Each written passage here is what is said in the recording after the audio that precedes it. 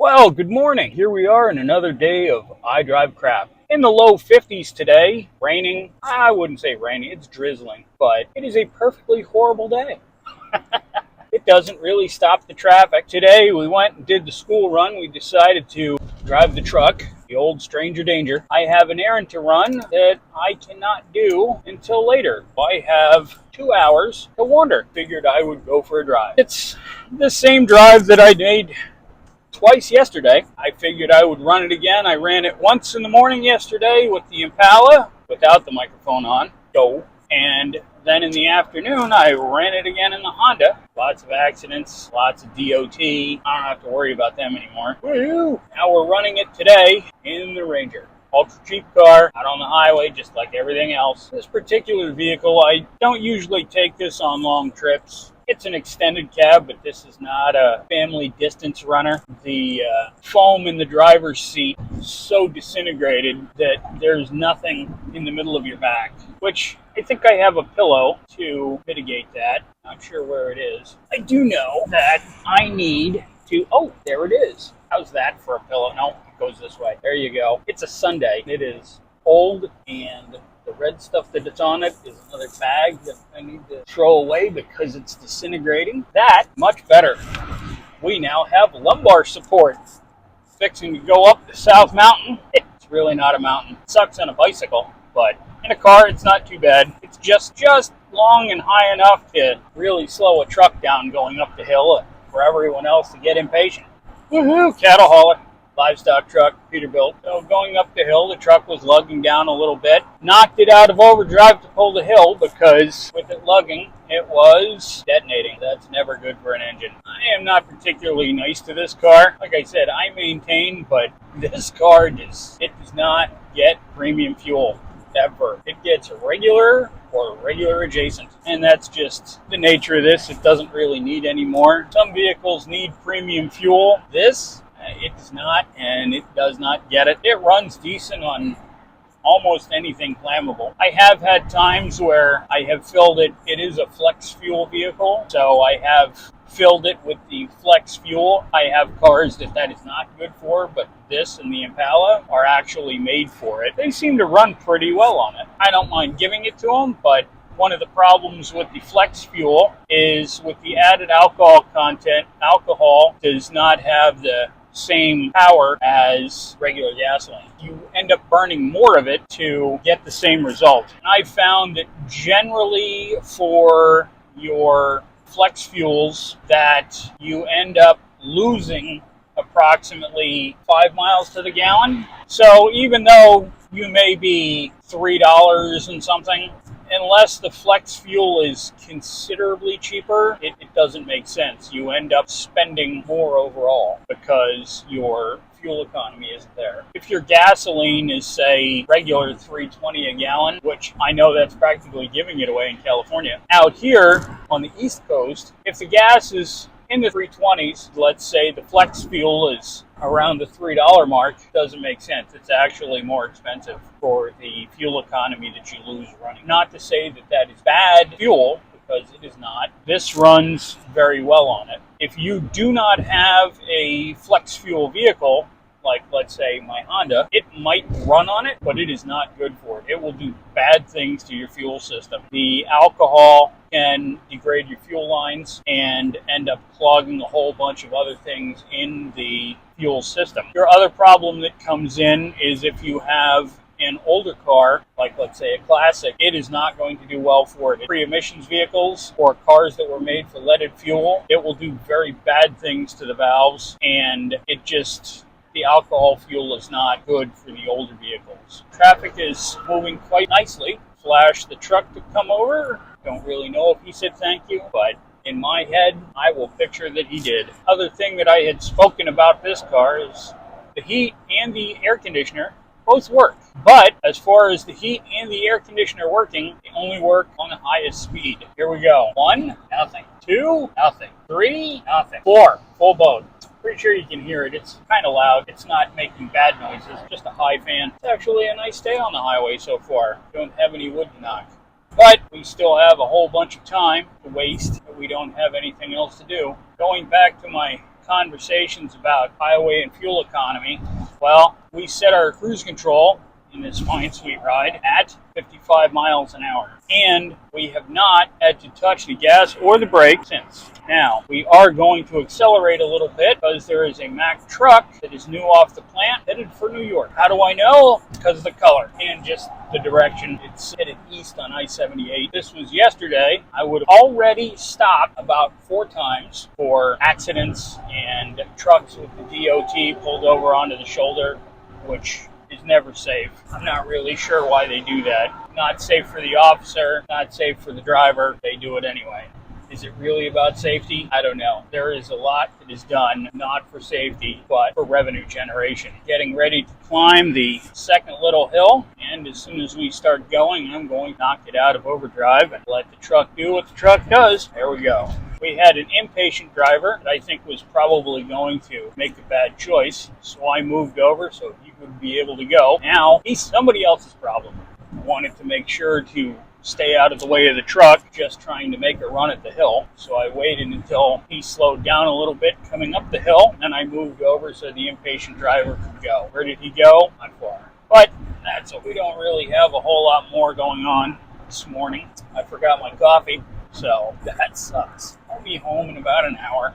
I can have it then. I really need to clean this vehicle out. There is a bunch of things in here, cleaning out old cars. I have to clean up my straps, clean out the back. Not sure today is the day to do that. We'll give it a shot, maybe. Am I going to bring you people along for me cleaning out my car? Probably not.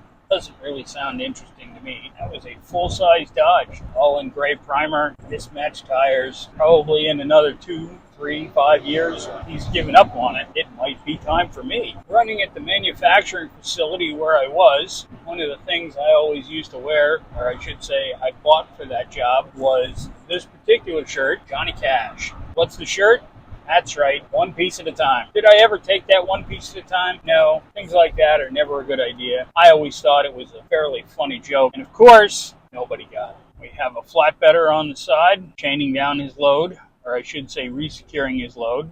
It's always a good idea, because once you load up, it is possible for your straps to come loose. So you might want to drive a little bit, let everything settle. Then once it does, you can stop, get out, and re-secure. At that point, you should be good to go. Flatbeds, I've seen some heinous things with guys running flatbed. I've seen people load things very badly. So you need to be aware of what you're doing. It can be a very dirty job. Didn't so much mind throwing straps, throwing chains. That didn't bother me. Tarps suck. Don't like tarps. Back in the early part of my career, when I was running flatbed on a regular basis, talking very early 1990s at that point, I had a little Freightliner FLD 120, Detroit powered. It had a 9-speed. It was an early 12.7 Detroit. Come on there, Mr. Rockbox. We'll give you a hole. We're not in any particular hurry. We have our 4-ways on until he gets up to speed. Let people know. So now we're up and running along at our speed. He really needed the hole, and we gave him a space to come out. So judging by the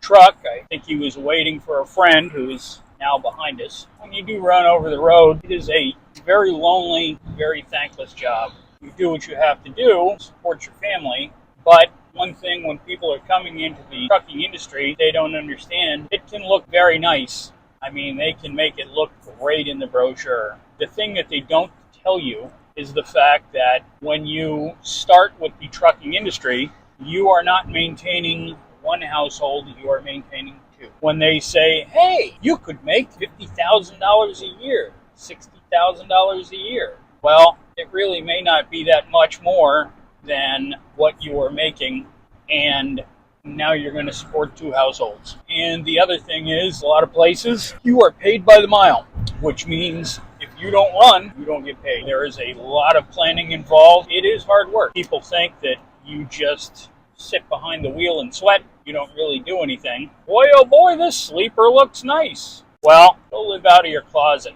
for a month. There are people that get home sooner, get home less, but you have to have the right mindset for it. I always used to try and find about one decent conversation a day, which it's getting harder to do that. The recruiters going into trucking school, they will tell you, oh yeah, we'll reimburse you. You then become an indentured servant and find out exactly how bad things are. And by that time, you are locked in. And once you get kind of used to it, it's hard to do anything else. I did enjoy it better in the old days when they would just tell you, okay, this is what we need done. That was it. You went and did it, called them when you were done. There wasn't the computers, the satellite tracking, the cell phones. They're all real bad distractions. There are people that are way too invasive. These are things they just don't tell you in the brochure. And the recruiter, he just wants you to sign on the dotted line. And most of the time, they're willing to tell you anything they can to get you to sign on that dotted line. They've had numerous friends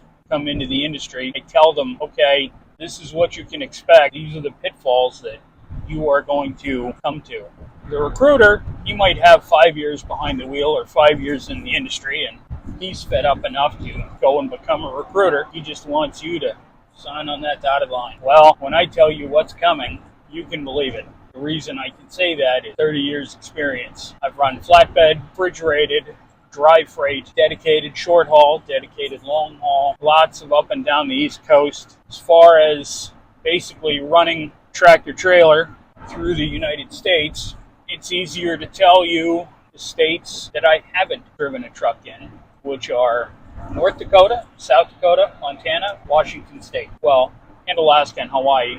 I haven't driven a truck in Mexico, and I have not driven a truck in Canada. But the rest of it, I have done a lot of. One thing that I have no interest in, again, is I do not like brokers and lumpers, which if you don't know what a lumper is somebody, when you get to your destination, unloads the freight, which I understand it needs to get unloaded. When I'm bringing your product, I don't see pilots throwing luggage. But for some reason, the unskilled labor that is the trucking industry, because drivers are skilled labor, even though the industry is being dumbed down by leaps and bounds. As far as lumpers go, get to your destination, you then have to call your company and get a check to pay somebody to unload their freight. It is a crazy amount of money most of the time. I'm not saying they aren't worth it, but I do not see why the trucking company has to carry the burden of getting their freight taken off at their facility. You don't have enough people, and you should hire more people. The other problem we have is brokers. So brokers, not unlike a recruiter, they are there to basically sell the freight. They go and get a contract, pull the freight, and then they go find someone to actually do it.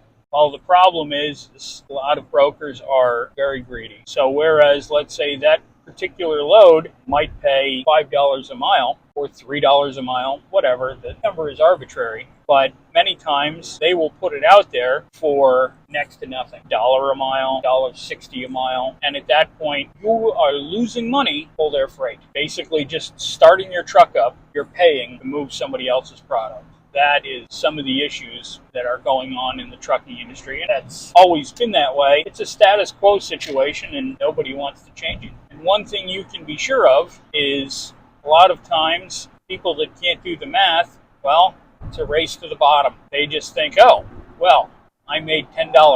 Not that you spent $12, but I made $10. That also ties into driving crap. This particular vehicle right here, God forbid, let's say something happened, fuel line broke, whatever. This truck decided to burn itself to the ground on the side of the highway, which, firm believer in maintenance, don't see that happening. But it does happen around here quite often. But I could then take the smoldering hulk of this fine vehicle to the scrapyard and get a good portion of the money that I have in it back out. At one point, I had a Chevrolet S10. It was like the Chevrolet version of this truck. 4-cylinder, 5-speed. It was just a basic Chevy S10. And that was another vehicle that was effectively nothing. When I took it to the scrapyard, I had a problem where thought my fuel tank strap broke. Because I was hearing this tink, tink, tink, tink, tink. And I was looking, I really thought the exhaust was not the exhaust. It was one of the fuel tank straps. So, took it home. Had a friend who could weld. He looked at it, climbed underneath the truck, and said, well, I have good news and bad news. I said, okay, what's the good news? He said, well, your fuel tank strap is not broken. I said, well, it's hanging. What's the bad news? So he reaches under it, pulls his hand back out, shows it to me, and says, that's your frame. Okay, well, now we know what has to happen with that. Well, I drove it to the scrapyard. It wasn't really safe for the road anymore, so it had to go. The safest place for it to be was the scrapyard. Let's see. I have approximately 45 minutes until what I need to do is available to do. We are coming up on some construction at an exit, so we are just going to slide over to the middle lane and give them a little extra room. Wow. I don't have too much to talk about at this point, so I will sign off. We will catch you again later. So this has been I Drive Crap, out driving crap. Have a good day.